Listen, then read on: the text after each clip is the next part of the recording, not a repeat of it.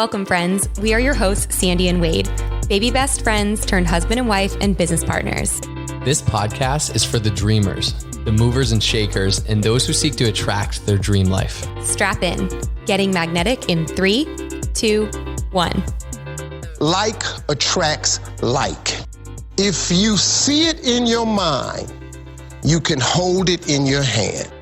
You just decide what it's going to be, who you're going to be, how you're going to do it. And then from that point, the universe is going to get out your way.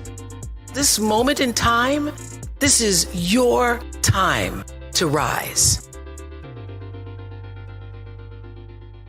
Super excited for today's episode. We got the pleasure of meeting today's guest, Mike Simmons, actually on his podcast. We did an interview there and we've gotten to know him since. We were like, Mike, you got to come on Getting Magnetic. You got to share about not only entrepreneurial mindset and the idea of just getting started, but also add some value bombs around real estate investing. So a little background on Mike. Mike Simmons is an entrepreneur, 7-figure real estate investor, and partner in one of the country's largest real estate mentorship and mastermind companies. As the master of taking strategic risks, he coaches others to do the same to allow them to become unstoppable with his program called Convince Me. Mike has personally worked with hundreds of entrepreneurs to take strategic risks that have paid off. Mike shared the stage with Gary Vaynerchuk, Ryan Serhant, Russell Brunson, among others, and he's been featured in Business Insider magazine and produces and hosts the podcast Just Start Real Estate.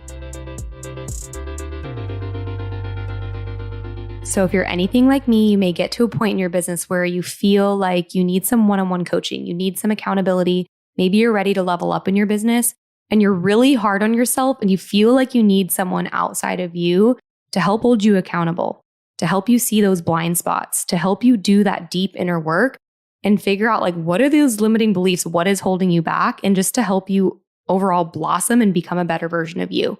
So a few months ago, I actually hired Kayla Kraft with Mommy Millionaire. I've been working with her and she has an incredible program called the Millionaire S Society. So if you're an entrepreneurial mom who needs a high-level coach to finally break through without paying the high-level fees, this could be a program for you. So because you guys are loyal listeners of our podcast, Mommy Millionaire is offering you a 25% off discount on your first month of the Millionaire S Society. So head over to mommymillionaire.co/critides, CRITIDES, that's mine and Wade's last name, to sign up and take advantage of this amazing offer. Trust me, you're going to be thrilled that you did this. Okay, so Mike, we are so happy to have you here today. Welcome to Getting Magnetic.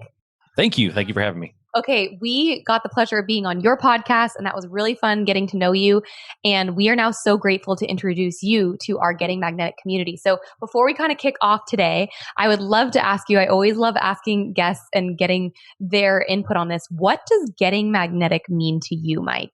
So to me, what it means is getting magnetic is being around people who you want to attract to you to help you and provide value in your life. So for me, I know that the minute I started attracting and being magnetic to people who I wanted to emulate, like my business changed forever, and dramatically changed and quickly changed.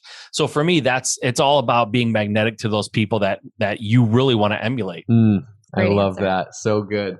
Well, yeah, we got magnetic to each other in this podcast world. And we were like, Mike, we were on Mike's podcast, Just Start Real Estate. And then we were like, we got to get him on too. So we're going to do a little quick fire round before we get into the bulk of the interview. Okay. Just like this or that, have some fun, get to know Mike. So employee or entrepreneurship? For me, entrepreneurship, you got to be kidding me. I could jump off a cliff if I was an employee again. We'll get into that. I feel the same way. Okay, stock market or real estate investing? Oh, real estate investing. That was a layup. All right. Beach or mountains? Beach. I love it. Sleeping in or up early? Oh, sleeping in. My miracle morning starts around 9. I love it. All right. Working out or drinking a beer? Drinking a beer. If I got to choose one, that's probably what it would be. I love the honesty. Yeah. Okay. Thanksgiving or Christmas? Thanksgiving. So much less pressure and it's such good eating. Yeah. True. Okay. Are entrepreneurs born or made, would you say? This was actually a great question that Mike And we talked about it on his podcast, and I loved his answer so much. Sandy and I were talking, we're like, we need to ask Mike that. Yeah. Yeah. I love this question so much. And I was going to say, yes, I ask people this one too. I think that entrepreneurs are born, but here's the caveat I will say. When I grew up and growing up as a kid, I didn't have paper routes and I didn't mow people's lawn. I didn't shovel the driveway. I didn't go and do things. I didn't sell baseball cards. I didn't do any of that stuff. There was no hint of entrepreneurialism in me at all. However, once I got to be an adult and I sort of escaped my family's like influence and I started like really thinking on my own. And the minute I went into the entrepreneurial lane, the minute I actually like moved into that lane and started experiencing entrepreneurial lifestyle, it was like I was born again. Like it was like I just came out of water. So to answer your question, I think they're born, but sometimes you're like for lack of a more elegant way of saying it, you're like an entrepreneurial sleeper cell. Like you're just going about your life. There's nothing to indicate anything until it's triggered and something triggers it. You could be a book you read. It could be somebody you know that has a business. But once it's triggered, you go, oh my gosh, this is what I was meant to do. And I really do think that that's the case because I know plenty of people, they're not entrepreneurs. It doesn't matter what environment you put them in. So I was talking to Gino Wickman on my podcast, and he has a new book out about basically deciding whether or not you're an entrepreneur. And I said, I think some entrepreneurs are like piano prodigies where they're just a kid, normal kid. You put them in front of a piano and they're like, dun, dun, dun, dun, dun, dun, and it's like, whoa, what happened? Like he just needed a piano or she just needed a piano to know that was what they were going to be great at. And I think entrepreneurs are the same way. And I think I fall into that camp. There was nothing to indicate until I started down that path. And it was like, I was reinvigorated, like I was alive again. I couldn't even think about my day job. And then when I finally left, it was like, it was the biggest burden in my life having that job because I found what I needed to do. So I think they're born. It's just some of us don't emerge until we're an adult at some point. That is so powerful. I remember you saying when we were talking about this last time that, yeah, we're all born entrepreneurs. It's just whether it's activated in us or not. It's whether we get the piano in front of us, to use that analogy. For some of us, some are just like, no, I'm going no matter what. Some need the piano and yeah, some need to stumble into it. But also like society these days really conditions us not to be an entrepreneur, to go after the safety of the paycheck and the certainty and the customary what everyone's doing. So I love that perspective because like we all have that entrepreneurial spirit inside of us. It's just about, you got to exercise the muscle and it's somehow it has to come into your life. So I'd love to dive into that.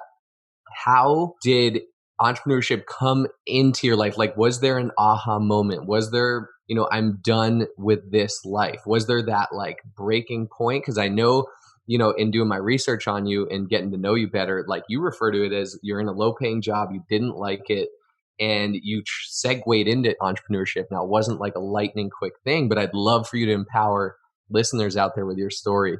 Yeah. So I will say this for anybody listening who has young children, there is something to exposing them to a wide variety of things to see what it is they love. Because I'll say this, in my family, my parents meant well, totally well. They had nothing but best intentions for me, but there was no encouraging entrepreneurialism or owning your own business. When I was growing up, if you said you were an entrepreneur, that meant you were unemployed, basically. That's how people looked at it, right? Like Midwest, like union, automotive. My family, my parents, they wanted me to get a job in a union shop, get benefits, get the union protection, like get my paycheck every week, work all the overtime that they would offer you. So if that means you work 7/12s, then great. Like nothing lights my dad's face up than when I would work 7 days a week, 12 hours a day. He loved it, right?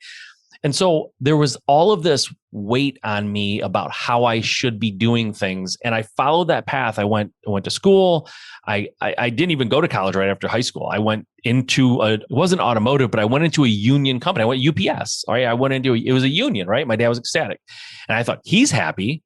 I don't really love school. Like, I'll just do this. I'm not going to go to college. What do I need that for? And, within a couple of years, wrecked my back, just wrecked it working there. And had to go into a more of like a white collar situation in the automotive industry. Did that. And all the while, by the way, it's like I'm young. I got married young. I had kids young. So it's like the first 10 years of adulthood was me just trying to catch up to life. It felt like worked at UPS, thought that was going to be it forever. Had to start over, new career path, new industry. So I'm trying to get my feet under me there. Meanwhile, I got married. I had kids, didn't like my job, realized at the time it was right after 2000. So there was a lot of there was a recession and there was a lot of people losing their jobs. And so I was looking around at this automotive industry that I was in for, the last 5 or 6 years and realizing I was a commodity. There was nothing special about me. I didn't have an education. I'd only been in the industry for a handful of years. Like there were people getting laid off and fired who had way more value than I did. And there's one thing, I was raised by parents and my dad was a Marine.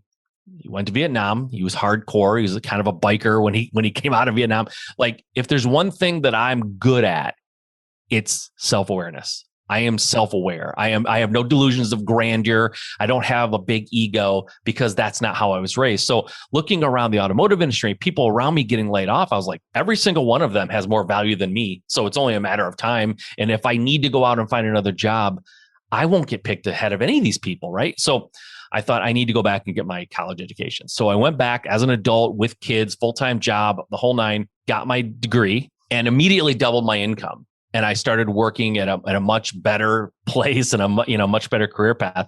And I thought, awesome, this is what I'm going to do, right? So restarting my career again, getting my feet under me again, trying to learn this new industry and going about it. And after about 5 or 6 years there, I was just miserable. I just hated it. I hated it. Like so many people can relate to this, but I hated Sundays so bad. I couldn't even enjoy Sunday because I knew Monday was right around the corner.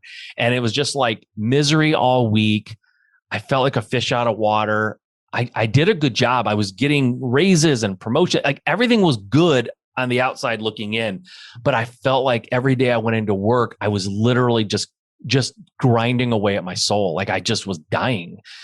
And so in a moment of lowness, I just said, you know what, how am I even going to I'm not like a math guy, so to speak, but I like making spreadsheets to try to help me solve problems or at least figure out, a little more complex math. And so I thought with the rate I'm going, with what I make and the raises and the expected raises and the cost of living and how long I plan on living, when am I going to retire? Like, when is that going to be able to happen? Like mathematically, when could I do that? And it was like, when I figured out the math, it was well over 100 years old before I could reach. I was like, I'm not going to live to be 100 probably. So that's no good. So I thought I need to take whatever money I do have and I need to invest it. I need to figure out a way to make my money work for me. And intuitively, and at the time, like day trading was really big. It probably still is. I don't even know. But I started looking into stocks and day trading and getting into that world. After looking into it, I just hated it. It was boring. I couldn't stay focused when I was studying it because it was like studying insurance. Like it just bored me to tears. But as I was Googling, investing for retirement, best investing vehicles, like I finally found real estate. And I was like, whoa, I didn't even really think about this. Like, what does that even mean, investing in real estate? How would you do that? And it sounds intimidating. And I started reading people and going to blogs and going to different forums, which were big at the time. And it just drew me in. I was so into it. Like I was just so wrapped up in it. I could just read about it, study it for hours. And I was voracious. I just wanted more. And so here's where the story gets a little off track though. That happened to me. I found it. I fell in love with it. I started going to local conferences and meetups and talking to investors. And I was like, you know what? This is what I want to do. This is my way out. Like, this is how I'm going to make my living. And I put that stake in the ground and said, I want to be a real estate investor. This is what I want. And then for 5 years, I made every excuse in the world to not actually do it. I was studying. I was telling myself I was trying to be prepared. I was doing my due diligence. I was getting myself set up. I was trying to, avoid making mistakes. Like I was afraid. I was totally afraid. I found what I wanted to do. It's sort of like you meet this person who you're just like, I want to spend the rest of my life with them, but you don't ask them out because you're afraid. Because if they say no, then your world crashes. And so for me, it was like real estate was my way out. But if I tried it and I failed, now what? Now I'm screwed because this was my way. And I think that psychology froze me. And I just got paralysis analysis and I made an excuse in the world. But for 5 years, I did that. And then I hit another low, which was, I told you I was raised by a Marine, and there was a lot of things that weren't tolerated in my house growing up. And one of them was giving up. One of them was feeling bad for yourself. One of them was making excuses, and being afraid certainly wasn't a real big, pleasant thing in my house to say you were afraid of something. So I had to realize at some point I was making excuses. I was blaming everybody else, and I was afraid. And I just got really disgusted with myself and said, well, I'm going to do this. And if I fail, I fail. If I lose money, I lose money, but I'm so miserable not doing it that I have to do something. And so I did. I took the plunge and started making offers on houses and got my first house under contract in 2008. So 2003 is when I put that stake in the ground and said, I want to do this. 2008, I got my first deal. And here's the thing. This was when I got that first deal and did it. That was the piano being put in front of me and me sitting down and realizing I'm a prodigy. Like, I did it. I made a ton of money, for me at least. I made a ton of money at the time. I made a lot of mistakes, but I made a lot of money. But it was literally doing that deal and seeing the process and understanding that I could actually do it. Literally, the closest analogy I can give you is like being underwater way too long. And when you finally come up and you breathe oxygen, how that feels. That's how I felt, like inside, like my soul just like woke up. And I was like, this I can do. I'm good at this. And I just did that and it worked. I can repeat that. Like, I can go. And I became the biggest risk taker I had ever met. Because prior to that, I was afraid of like looking bad and making mistakes and being stupid. After that, it was just like, I was just making offers like crazy. Like I was addicted. I was addicted to being an entrepreneur. Wow. Your story is so empowering and relatable. And I know everyone listening is like just taking on that journey and like can relate. Like, wow. I think a lot of people feel stuck and get those Sunday scaries. I can totally relate to that. Mm-hmm. And like live for the weekends, like TGIF is like such a thing. And it's like life does not Exactly. have to be like that. So thank you for sharing that story. Well, here's the crazy thing. Like the company I worked for, every other Friday was casual Friday. You wore jeans and a button-up shirt. You have no idea how happy I would get on those Fridays just to have that little freedom that they allowed us to wear jeans. It's like, I think of it now and I'm just like, you idiot, what were you doing? Like, and I empathize with people who are kind of gripped in fear and they're afraid to take that leap or that step into whatever it is they want to do. I empathize with them, but I'm pretty tough love with them too. Like I talk to people all the time who are like, how do I get started? What do I do? And I go, well, what do you want to do? Tell me. Well, what have you done so far? Well, I ordered business cards. I've been working on my logo. And I'm like, no, stop.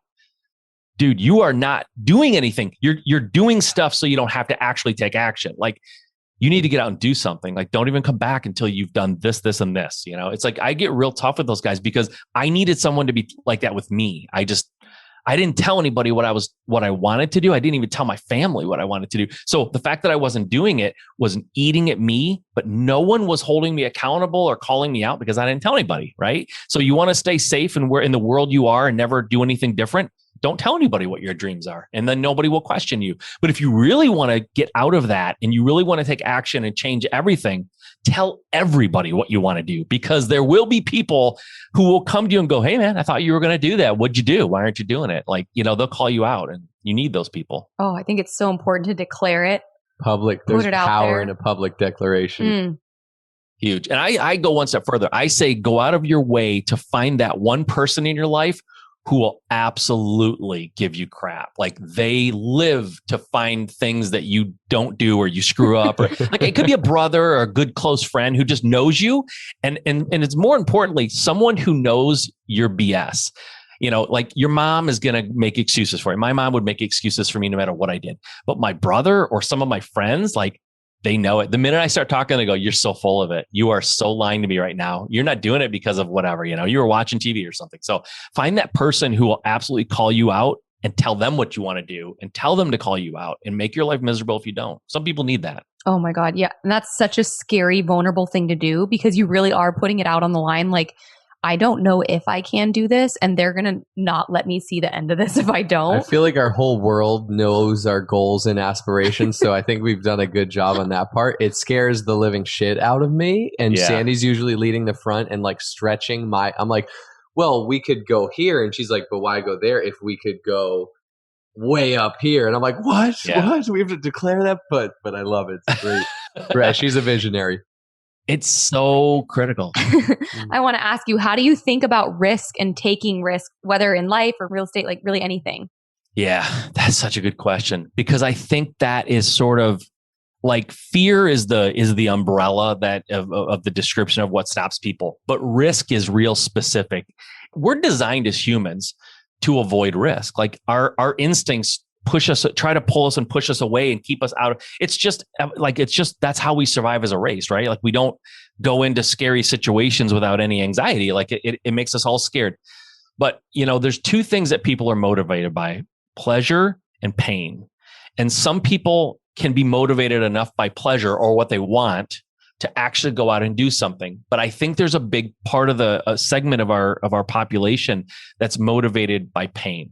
And I think when the pain of your current situation is greater than the fear of the risk that you would take to get out of it, that's when change happens. And some people just have a higher pain tolerance. And so they go to work every day, every year for their entire career, and they retire, and they didn't have really one good year at work their whole life because they were miserable, because it's the known, right? It's like you can go in and face the pain, or open up door number 2 and go to the unknown. And people are afraid of the unknown. But here's what I say to people when it comes to managing the risk or thinking about the risk. 2 things. Number 1, sit down and really mentally take the exercise of going through the rest of your life and imagine what your life will be like over the next 10, 20 years if you just stay on the path you're on. It's easy. It's easy to imagine. Most people can tell you exactly what they'll be doing 10 or 20 years from now if they change nothing. Now think about what your life could be like if you took the risk and it worked out for you. Like, what does that life look like? So I say the riskier thing is doing the thing you're not going to like. Like, you're not going to like that. So then going the other path, that's almost less risky because you might not have to live this life that you're in. Like, there might be a better alternative for you. The real practical side of risk is, I think most people are afraid because they don't understand. They don't have enough information about what they want to do. And there is information overload. There's paralysis analysis. However, education is part of it. If you're going to start something new, let's say you want to start a real estate investing company, right?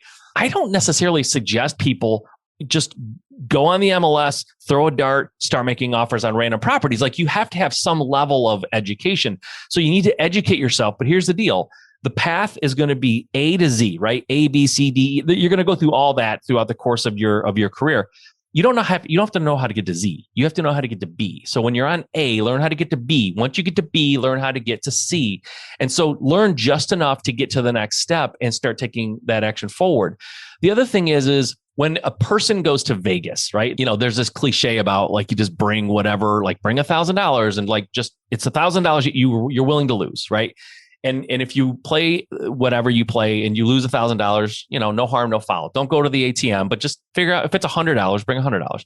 You need to a little bit do that with time and money when you start a business specifically. Now, if you're starting a workout routine because you want to get in shape, different story. But I'm talking about starting a business. There is probably going to be some level of financial risk or financial amount of money that you're willing to put up to get this thing going. But even maybe more importantly is you have to put time toward it. So I've talked to, and you guys probably have too, talked to so many people where they go, I really want to do this thing. I want to start this business, whatever it is. But they're not putting in a lot of time. They're just sort of doing it on the weekends or I was busy last night, me and the wife or whatever. We watched Breaking Bad. And it's wait a minute, you have to sacrifice something. And for anybody who starts a thing on the side when they have a job, nights, weekends, lunch hours, every free minute, you have to sacrifice stuff. You just do. I talked to a guy yesterday who just quit his job to do real estate. He just quit it. And he said, I get up at 5 a.m.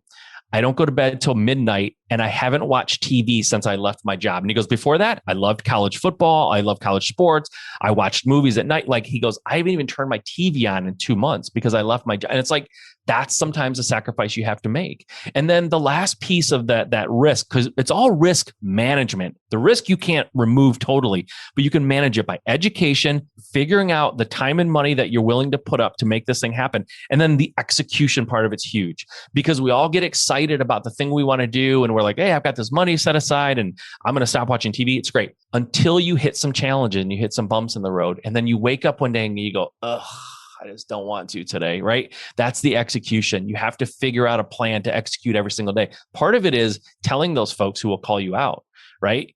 You get up and don't do anything, and then you have to face them or talk to them at the end of the week or whenever you see them next. And it's like, you don't want that to happen. Declaring it to the world like you guys do through social media and all that, like putting it out there, like you need to build that outside pressure sometimes to help you get up in the morning and get it done.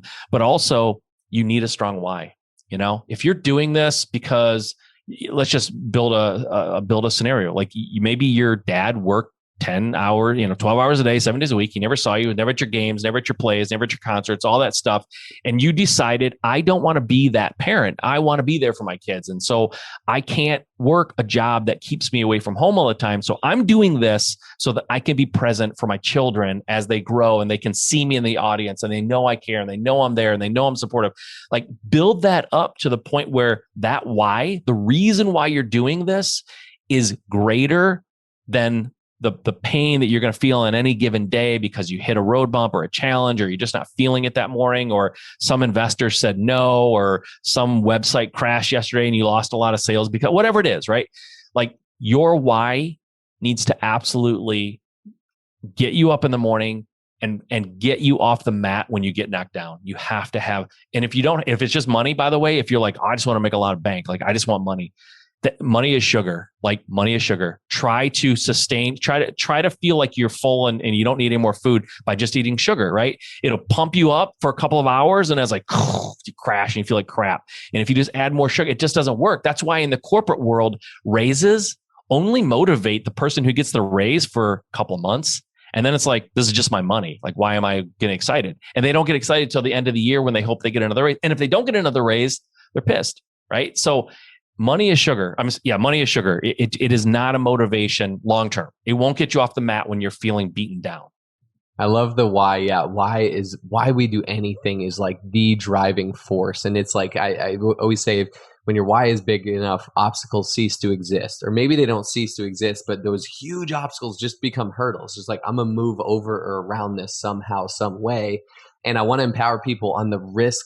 I love all that, those value bombs on how you think about risk. And I know you and your wife go back and forth. Like, you're like, I'll push all my chips in. My wife's like, no, I got to think about it more. But in thinking through risk and taking risk in your life and whatever it is too, I also want to pose the question, like, think about what is the worst case scenario? Like, you go for it, you start that business, you like go through, okay, worst case, very worst case scenario is I end up, let's say back at your parents' house or something. Like, that's a worst case, and think, is that okay? That's not the worst thing in the world, but also that is a huge pain point. I'm not doing that in my 30s, 40s, 20s, whatever. Like, I'm already out of the house. Like, let the pain drive you, but also think, what's the worst case scenario? Let me take the risk. So I want to pivot into so much of your story, your message. Sandy and I often say, like, your mess becomes your message. And I see that in your story because, we are on your podcast, Just Get Started Real Estate, and you've almost built a message and a brand, like, in just starting around that. And I remember listening to a podcast, Ed Milet's podcast. He had Mark, I'm blanking on his last name, co-founder of Netflix, and he was talking about entrepreneurs. The biggest thing is just getting started, is doing the thing. Let's say he brought up an example, I think, of this girl he met wanted to do a clothing exchange in college in the dorm rooms and whatever, and she was going to start like doing all this marketing and stuff for it. He's like, no, just go to your friends around the dorm and be like, hey, want to start doing this, and see if it takes traction. When they started Netflix, it was way before what it is now. And they were like, it was like mail DVDs, mailing movies. And he's like, let's just start mailing DVDs to our friends and family and people and see how that goes. Like, it's just go out and do it first.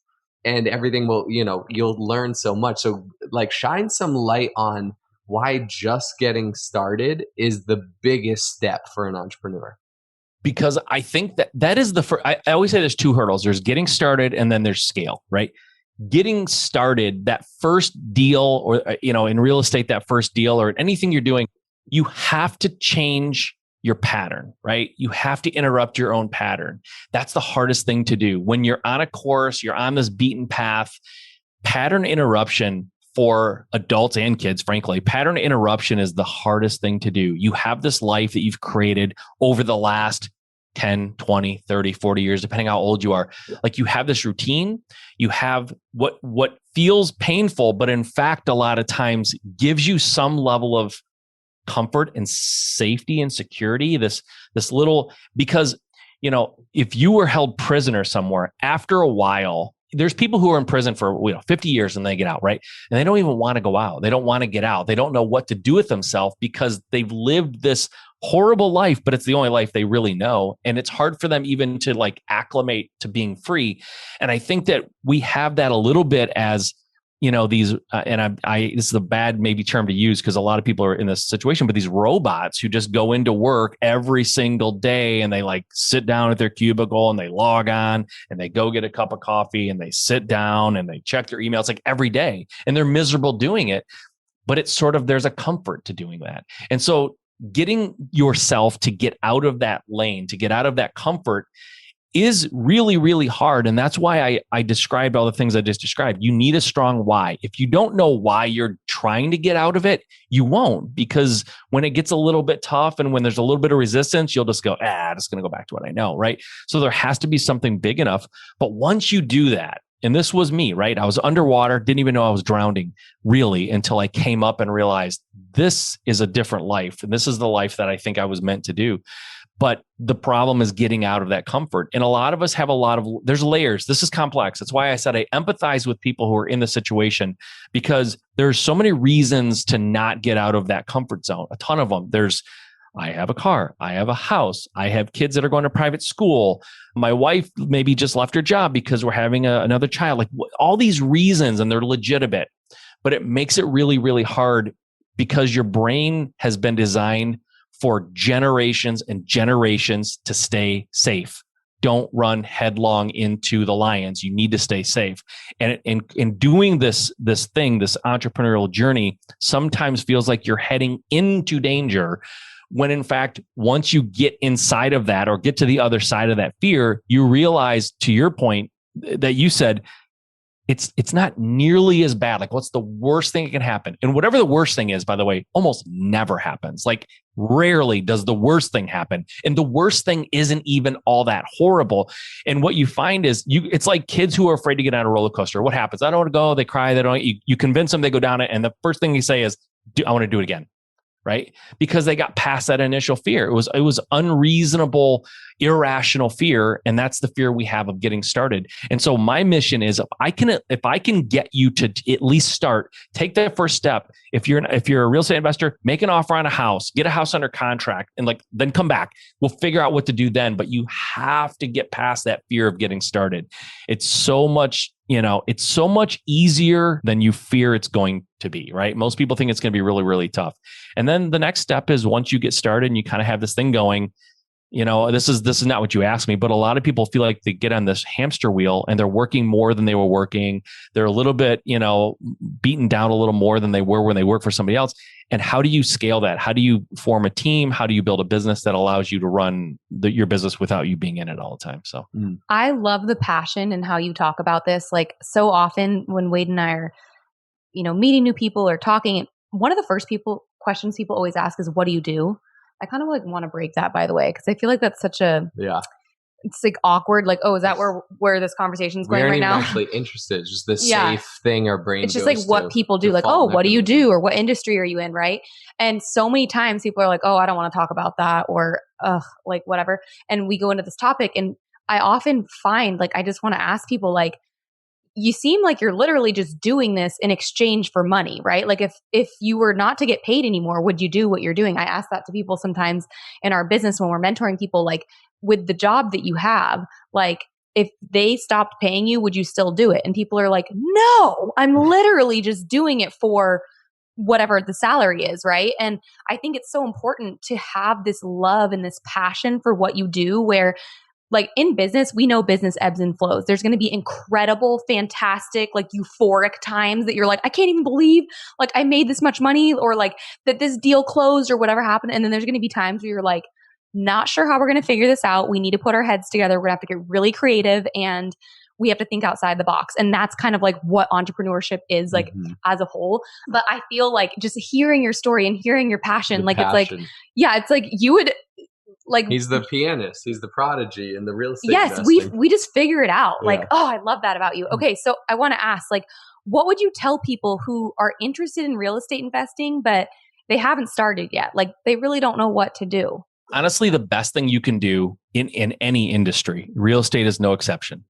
This is through trial and error. I learned this. I did it wrong, and then I did it right. And so I'm speaking from experience here. The best thing you can do is find somebody or some people who have done it and are succeeding at a level that you aspire to get to, and learn from them. Like, do not be the I'll just figure it out, how hard can it be person, because that rarely works. And it certainly never works in a timely fashion. It almost always is the best route to seek help, find a mentor, find a coach, find a mastermind, something. Surround yourself with the right people and ask the right questions.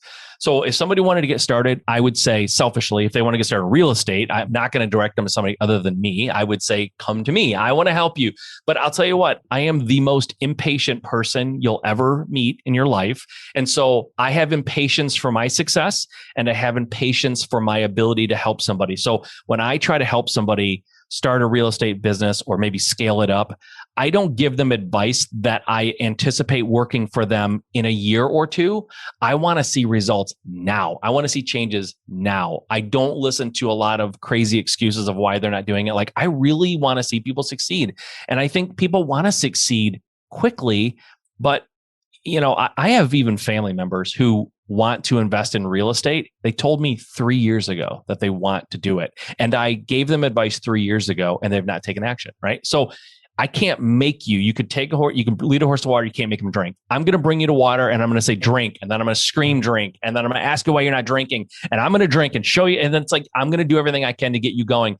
You have to want it more than me, though. You have to want it for yourself more than I want it for you. But I guarantee, if real estate is your thing and investing in real estate is your thing, if I can't help you, I don't think you're helpable. So come and see me, and I will help you. We'll get you off the starting block. I love that confidence. So, okay, share then. I feel like you have a program, right, where you're teaching people, like, tell the listeners, like, what does working with you look like, and what do you have to offer? Yep. So the website is called Business Fast Track Blueprint. And it's because I really want to fast track you to getting your business started. And I want to give you a blueprint, because I know just from coaching people the last several years, the number one thing I hear is like, I need a system. Like, tell me, like, what's the process? What are the steps? Like, don't just throw a bunch of information up in the air and expect me to pull it out and put it in order. Like, you put it in order, like, help me put it in order and tell me what I have to do. So it's a 4-week program. It's one to many. It's a group coaching environment where I teach for the week. I teach you what I need you to know for that week. There's open Q&A where you can directly ask me specific questions about your specific situation. And then there are basically lessons. There's assignments every week where I need you to get these things done this week, and next week we're going to build on it. It's the gamut, right? We do talk a little bit about your why. Like, I want to make sure before I start talking to somebody, I know they seriously want, they need to do this. They don't not just want to do it. It would be cool. I know this guy who has this thing, and I thought it might be awesome to maybe do it. I don't know. Like, no. Why do you need to do this? Tell me why you need to do it. And then we'll build the foundation. We'll get the education for you. We'll build the systems. Like, I run more than one 7-figure business. I know how to set it up from the beginning, because I've built them poorly and I've built them well from the beginning. I can help you do that. And a lot of companies go out of business, not because they're not producing revenue. It's because their system is broken. Like, they don't have a very good business model. And so revenue's coming in, but they just implode. Like, they don't know what they're doing. So we help you get past all that, and then a real process and a real system for executing every single day. And I will not put my name on something that I don't know for a fact I can do at a high level. So anybody who joins this program, like, I feel like it's my reputation, and it's my ego on the line too. Like you need to succeed or I feel like I failed. So that's kind of how I approach it. Nice. I love it. When does this course start? Is there like a start date? Yeah, it's a 4-week course. It actually starts on the 29th of June. But if you're hearing this after that, go to businessfasttrackblueprint.com because the goal here is to run the program, iterate, make improve, always be adding to it and making sure it's as good as it can be. So we'll be running it continuously, but you can go there and check it out. Awesome. Okay. We will drop the links in the show note to connect with Mike and to connect with, this program we're talking about here. I got one last question for you, Mike. What are you most excited for in life right now? I hope you don't consider this a cop-out, but it's dead on its truth. It's the same thing that I've been the most passionate about for the last 29 years. It's my kids. The minute my kids were born, my life changed, my mindset changed, my priorities changed, what I value, what I get joy out of in life, everything changed. And I fell in love with my kids the day they were born, and I still love spending time with them and being around them. And so for me, when I get free time, that's what I do. I spend time with my family. I don't hunt, I don't bowl, I don't have like all these things that pull me away. Like I want to be with my kids, and they're adults now, but we hang out. It's a blast. Like that's all I really care about. That is amazing. That rings so true with us and hits close to home because we're due in November with expecting our first child, and we're just that's definitely what we're most excited for in life right now. And Mike, it's been an absolute pleasure just getting to know you better. That's what's so cool about this entrepreneurial world, the podcast world, connecting with people, extracting value and education out of each other, like learning wisdom. And thank you for just sharing your wisdom, your knowledge, and also what you have to offer, helping people get started in the real estate game. We want to thank you. We're grateful for you and for the value that you add in the world. And any last thoughts? Steve Jobs sort of said it, like you can live somebody else's life. You can build somebody else's company. You can do what people told you you're supposed to do, or you can do what you really were born to do. You can do what you were passionate about doing. You can do something, to your point, Sandy, you can do something that you would do even if you weren't getting paid for it. That's what I really am pushing people. That's my mission. And the only way you do that is to take that first step. Like you have to get started. Just start, because you can't steer a parked car, right? You got to get that car moving. And if you decide whatever you start doing is not ultimately what you want to do, change course, but you can't steer until you're actually moving forward. So start moving forward and then steer your life down the path you really want to be going. So good. Okay. And Mike, how can people find you? Like on social media and your podcast, if you want to, we'll obviously put it in the show notes, but just tell them here. The podcast is called Just Start Real Estate. You can do a search in iTunes or wherever you listen to podcasts for Mike Simmons, and it'll pull up. On Instagram and most social media, it's Mike S. Simmons. So there's 2 S's in there. Mike S. Simmons. My middle name is Scott, so I'm Michael Scott, which is awesome. After The Office, my brother always loved telling people his brother's Michael Scott. So Mike S. Simmons on all social media. Just Start Real Estate, and go to businessfasttrackblueprint.com to check out the program. Awesome. Thank you so much for being here with us today. You added a lot of value, and I know our listeners are going to be flooding that site and definitely wanting to be part of your course. So awesome. I look forward to it. Thank you for having me. I really appreciate it. You guys are awesome. Every time I talk to you, you lift my mood because you guys are really fun and awesome people. So I appreciate it. Thanks for having me on. We appreciate you. Have an awesome day, brother. All right, guys. Mike is so charismatic. I love how knowledgeable he is, and I love how real he is. Like him talking about his family and how that's like his why. I remember at the end of his podcast when we were guests on there, he said something that struck me. I literally was brought to tears. He said, "I want you to know, Sandy, that your mom would be so proud of you. Like your mom would be so proud of what you accomplished." And I was like so thrown off because we just did this pretty professional episode. And then he took time to tell me, like, if you were my kid, I'd be proud of you. And I want you to know your mom would be proud of you too. And I'm like, wow, I love that he has this like emotional side to him. So not only is he a genius and an incredible entrepreneur, but he also is like in tune with emotions, which, I'm totally here for. So great episode. Loved having Mike Simmons on, and you should totally subscribe to his podcast. And if you got value out of today's episode, we want you to remember to share, like, subscribe, take a screenshot right now if you're listening on your phone, share it on social media, because that is what keeps this podcast going. You guys, the audience, we appreciate you. We're grateful for you. We're so excited to connect with entrepreneurs and just amazing people week to week and share value with you. So to share value back, hit that subscribe button, leave a 5-star rating, only if you feel like we're 5-star quality here, and share it on social media. That's what keeps it going. So we appreciate you. Have an awesome rest of your day. Only those that can see the invisible can do the impossible. So remember, you are magnetic.